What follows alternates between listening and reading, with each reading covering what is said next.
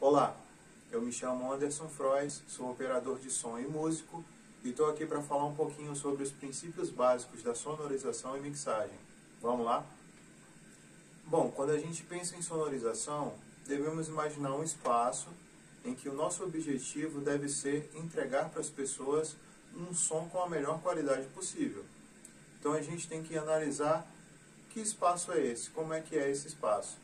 Porque a gente pode ter um local aberto, um local fechado, grande, pequeno, pode ser um teatro, um restaurante, uma igreja, pode ser um estádio. Então a gente tem que avaliar as condições desse lugar e, através do nosso conhecimento e dos equipamentos disponíveis, a gente tem que cumprir esse nosso objetivo, que é entregar o som com a melhor qualidade possível para o público. Mas antes disso, não é simplesmente conhecendo de equipamento que a gente vai conseguir alcançar esse objetivo. Muita gente acha que basta conhecer os equipamentos que já é o bastante, mas não é bem assim. É importante conhecer um pouco sobre física do som, sobre acústica, sobre instrumentos musicais e, claro, sobre música. Mas por que ter esses conhecimentos além do equipamento? Bom, é que quando a gente conhece um pouco mais desses assuntos, o trabalho fica bem mais fácil. A gente consegue observar as situações de uma maneira mais precisa, né? A gente economiza tempo no processo e dá até para antecipar algumas situações, né? Então, o conhecimento, ele te dá uma vantagem em relação às adversidades que podem acontecer. E, claro, a experiência também vai trazendo conhecimento para a gente.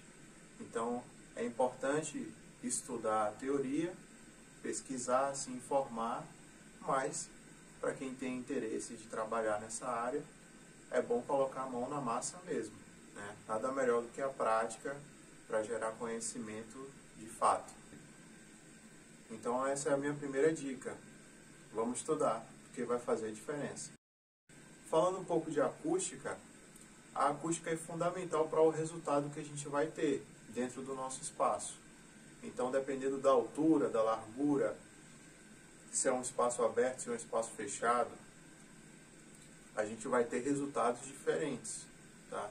Então, é bom ter um pouco de noção de acústica, saber um pouco sobre os materiais da nossa sala, qual a tendência do resultado que a gente pode ter com o tipo de material, se é uma sala de madeira, se é uma sala que tem vidro, tá?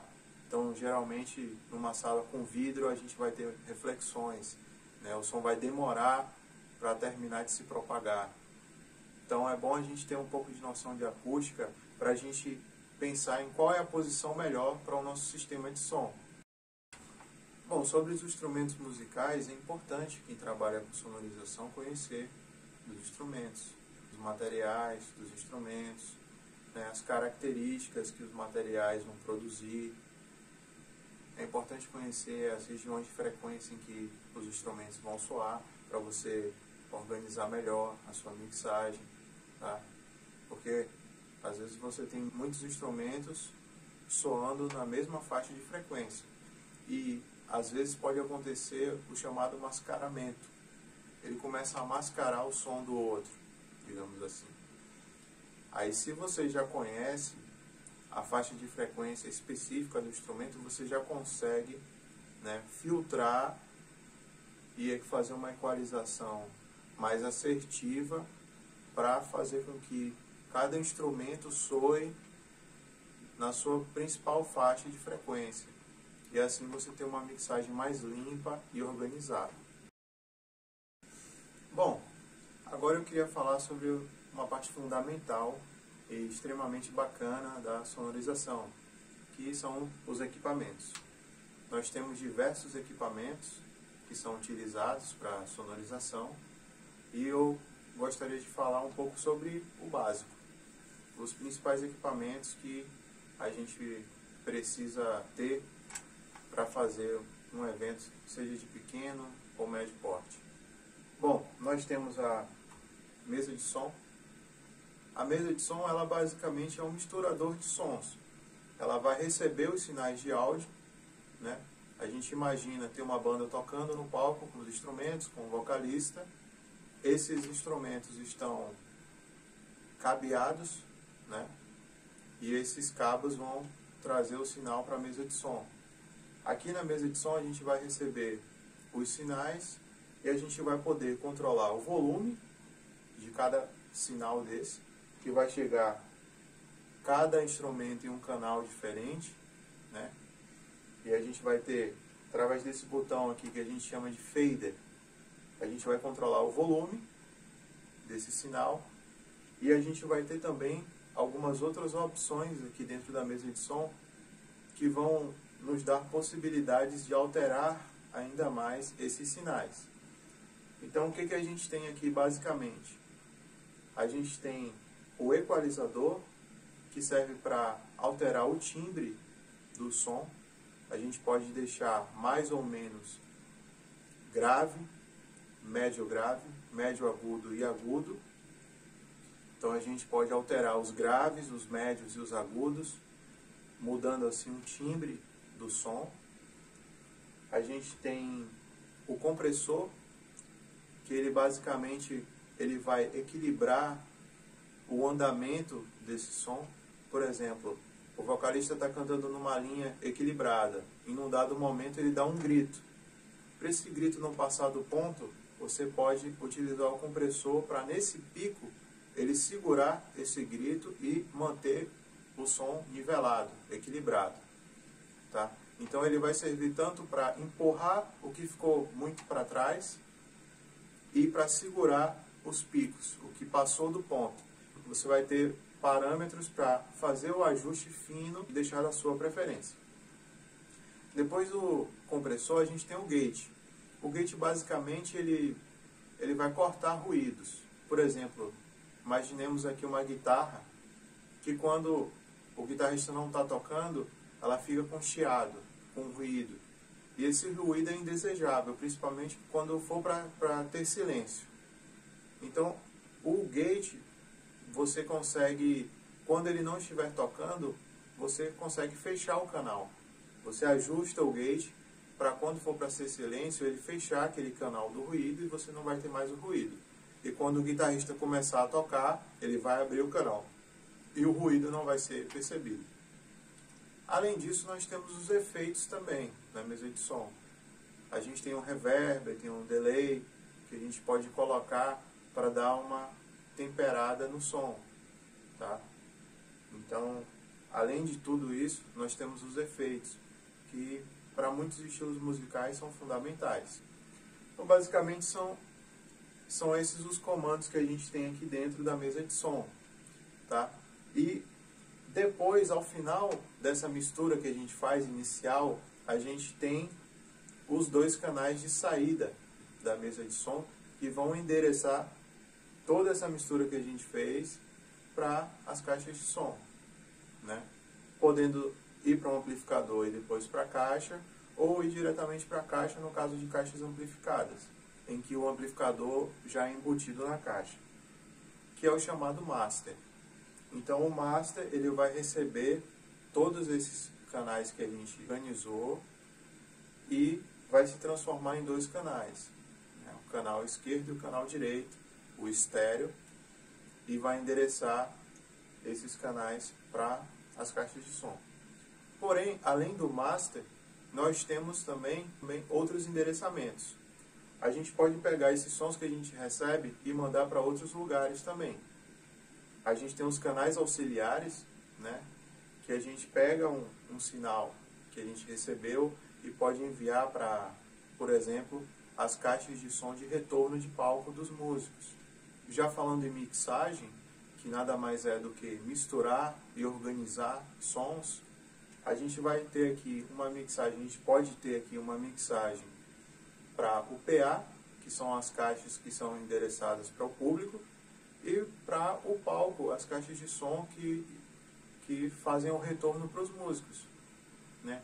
Então a gente tem um endereçamento do master que vai para o público e um endereçamento, por exemplo, das caixas de retorno, que a gente utiliza os canais auxiliares da mesa para endereçar os sinais para os retornos. Dessa forma a gente tem uma mixagem ao vivo. Que quando a gente está trabalhando ao vivo, a gente está fazendo uma mixagem tanto para o público quanto para os músicos também, podendo ser com as caixas de som no palco ou com os fones de ouvido. Bom, a gente tem os amplificadores, né? Que eles literalmente amplificam um sinal de áudio, né? Então a gente, por exemplo, a gente sai da mesa de som, entra no amplificador e o amplificador leva o sinal amplificado até as caixas de som que vão soltar o áudio. Nós temos diversos tipos de amplificador com potências diferentes e que vão servir para diversos tipos de situação. Falando um pouco sobre caixas de som, nós temos basicamente dois tipos, as caixas ativas e as caixas passivas, que são as ativas, caixas que já têm um amplificador embutido, e as passivas são caixas que precisam de um amplificador externo, tá? Então existem diversos tipos de caixa com potências e tamanhos diferentes. Nós temos também diferentes tipos de alto-falante, né, o tamanho dos alto-falantes, e isso vai impactar na maneira em como a caixa vai se comportar. Quanto maior o alto-falante, mais poder de graves a caixa tem, tá? Então caixas maiores, com alto-falantes maiores, elas têm um poder de grave maior e, consequentemente, as menores, elas vão focar mais em regiões de médios e agudos. Então, na caixa de som, basicamente, nós vamos ter os drivers, né, por exemplo, que são responsáveis por projetar os agudos, né, e temos os alto-falantes, que a gente vai ter a projeção dos médios e dos graves. E nós temos os cabos, né? Os cabos, eles vão conduzir os sinais elétricos e vão entregar o sinal, por exemplo, de um instrumento para a mesa de som, né? Eles vão fazer a condução tanto entre instrumentos e equipamentos para outros equipamentos. Então, os cabos mais conhecidos que a gente tem é o cabo com conector TRF, ou mais comumente chamado P10, que é esse daqui. A gente liga violão, elétrico, guitarra, contrabaixo com esse cabo. E a gente liga também equipamentos a outros equipamentos com esse cabo. E nós temos esse aqui, que é o cabo com conector XLR, que ele é o cabo dos microfones, né? A gente utiliza esse cabo para ligar os microfones à mesa de som ou a uma caixa de som amplificada também. E utilizamos também para ligar em outros equipamentos.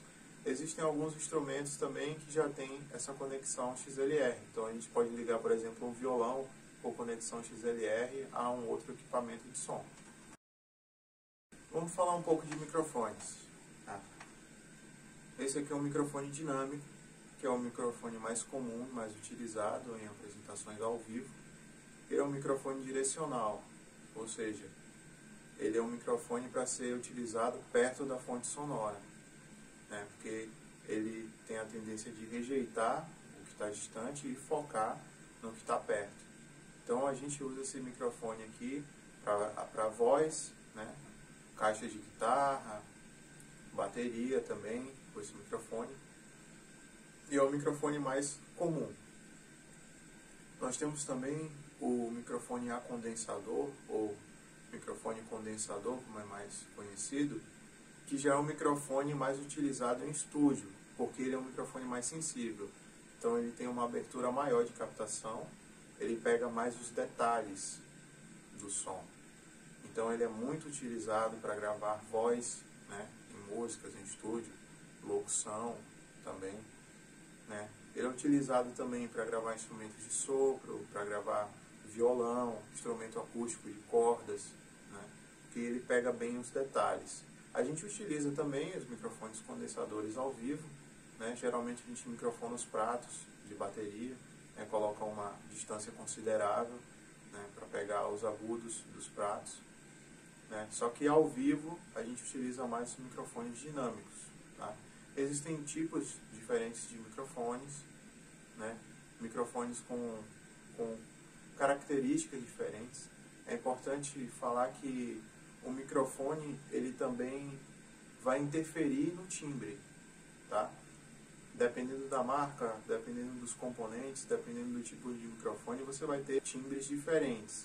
E com a experiência, você vai saber qual é o melhor microfone para cada situação. Portanto, a sonorização, ela abrange todo esse processo de você ter um lugar para, nesse lugar, com o conhecimento e os equipamentos disponíveis, você entregar um som o mais agradável possível para as pessoas. Além da mixagem ao vivo, nós temos também a mixagem em estúdio, tá? Hoje em dia, todo mundo grava com computador, né? A gente faz a mixagem dentro do computador. A gente recebe esses sinais de áudio, por exemplo, numa mesa de som. Da mesa de som a gente joga para o computador e faz a nossa mixagem lá dentro. Então as opções de processamento que a gente tem aqui dentro da mesa de som, a gente vai ter com os softwares de computador, tá? Então a gente vai poder pegar o nosso som que a gente gravou e na nossa mixagem a gente vai poder equalizar, a gente vai poder comprimir, a gente vai ter o gate. Todas as opções que a gente tem aqui a gente vai utilizar também em estúdio. Então basicamente na nossa mixagem a gente vai, depois de ter gravado os áudios, a gente vai dentro do computador, a gente vai organizar os canais, né? Vai ajustar os volumes e vai aplicar os processamentos, a nossa preferência. A gente vai poder equalizar, comprimir, usar gate, usar diversos tipos de efeitos. Existem inúmeros plugins, né, que são justamente os softwares, que eles são simuladores, né, dos equipamentos analógicos, e eles vão alterar o sinal de acordo com a nossa preferência. Lembrando também que o que a gente deve sempre buscar é fazer a captação do som da melhor maneira possível, tá? Então a gente deve usar os microfones adequados para microfonar os instrumentos, tá? A gente deve posicionar os microfones da melhor maneira possível, para depois não ter que chegar aqui e fazer muitas correções, porque você pode acabar não conseguindo resolver. Então, a melhor coisa é você usar bons equipamentos, bons cabos, né, bons instrumentos e fazer uma captação de som bacana, para o som já chegar bem aqui. E aí você só faz o ajuste fino, né, regula os volumes e tá tudo certo. Aqui não é para a gente ficar quebrando a cabeça, mexendo demais, principalmente no equalizador. Quanto menos a gente mexer no equalizador, melhor. É sinal de que a gente fez um bom trabalho na captação. Obviamente que em algumas situações a gente vai precisar mexer mais, né? Mas aí é bom ter um pouco mais de experiência para não acabar prejudicando o nosso resultado. Bom, e uma dica que eu queria deixar aqui para finalizar é sobre o cuidado com a nossa audição, né? Para quem trabalha nessa área ou deseja trabalhar, cuidar da audição é fundamental, porque a nossa audição é a nossa principal ferramenta. Então, sempre que for se expor a volumes altos de som, né, é bom utilizar protetores auriculares, tá? Pode ser o mais simples possível, aqueles que a gente acha em lojas de material de construção, já ajuda bastante para proteger a audição, né? E é importante também ter consciência de que a gente não pode ficar muito tempo exposto a som alto, né? Ter cuidado com o uso excessivo de fone de ouvido no volume alto. Então é muito importante ter o cuidado com a nossa audição. Então, pessoal, basicamente é isso. Eu espero que eu tenha contribuído de alguma forma para o seu conhecimento e com o tempo a experiência vai trazendo a evolução necessária. Ficam aqui as minhas dicas. Queria agradecer e desejar sucesso a todos. Muito obrigado.